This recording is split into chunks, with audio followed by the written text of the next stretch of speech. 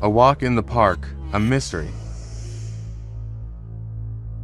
Inspector Goodwin strode along the path in the autumn city park with the look of a man dragged out for a walk against his will.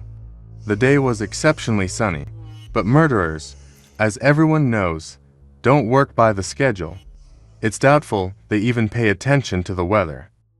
Standing near the body of a man stretched out on the grass was Sergeant Funt, a man gifted with the ability to state the obvious as if it were the discovery of the century. "This is Mr. Harry," Sergeant Funt announced, his face showing the look of a person who had just found buried treasure. "Amazing, Funt," replied Goodwin, pulling up his collar and tucking his hands into his pockets. "What if Mr. Harry simply decided to lie down here for a rest?" "Well," Funt murmured thoughtfully, "his head is smashed. Looks like he fell." "Aha, sure," grunted the inspector.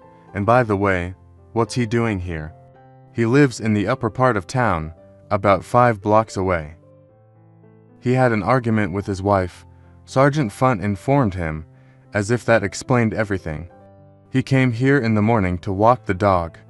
He'd lost his job, got fired, and then started arguing with his wife about divorce, so he came to clear his head."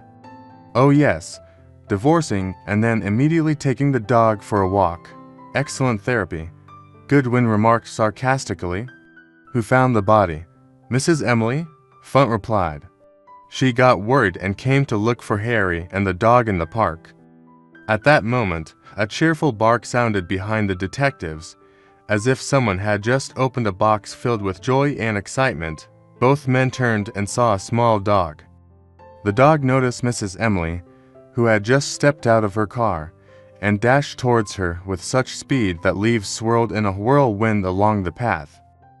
Mrs. Emily took a leash out of her handbag, clipped it to the collar, and hugged the dog tightly. "Ah, the dog," Sergeant Funt announced importantly, as if the dog's appearance in this story suddenly made everything clear. "So, she was telling the truth." "Oh, Funt, not quite." Goodwin shook his head with a slight smirk. "Something here doesn't add up." "Doesn't add up," Funt frowned. "What do you mean?" "Why didn't Inspector Goodwin believe Mrs. Emily?"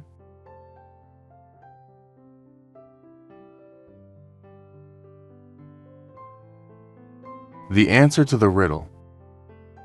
Inspector Goodwin didn't believe Mrs. Emily because if Mr. Harry had truly been walking the dog in the park, the leash should have been attached to the dog's collar or held by Mr. Harry. However, when the dog appeared, it was without a leash, and Mrs. Emily had to take it out of her bag. This indicates that the dog had not been walking with Mr. Harry, as Mrs. Emily claimed. This fact aroused the inspector's suspicions about her story.